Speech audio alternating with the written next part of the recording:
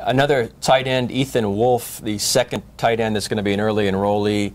And we've talked about the importance of that position, but he's a guy that also is big enough to be kind of a blocking impact as well. Yeah, I think he's more of the prototypical inline tight end, whereas Daniel Helm may be a guy who can be used in some different ways, out of the backfield in some cases, and in the slot, things like that. I think ideally Ethan Wolf projects as a guy who will play on the line of scrimmage most of the time with his hand on the ground, and could split out in some cases. He's still athletic enough to be used in the passing game quite a bit, and has some impressive film on offense, but also a guy who's a little more ready to come in and, like you said, block in the SEC.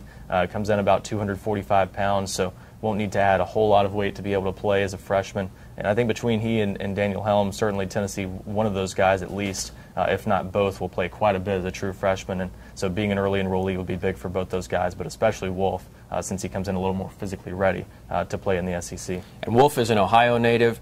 When Butch Jones and his staff came on, we knew they had a lot of Midwestern links. They haven't gone all too heavy to the Midwest, but they've kind of picked and choose their spots, and they've gotten some solid prospects out of that region. They have, and this was a guy they recruited pretty heavily at Cincinnati before they got to Tennessee, so this is where those previous ties paid off quite a bit. I think he had visited Cincinnati a couple of times when Butch Jones' staff was there, so this is a guy that Tennessee came in, and it was kind of a seamless transition once they got him on campus and showed him what Tennessee had to offer. I think it was kind of a natural fit for him with his comfort level that he had with that staff.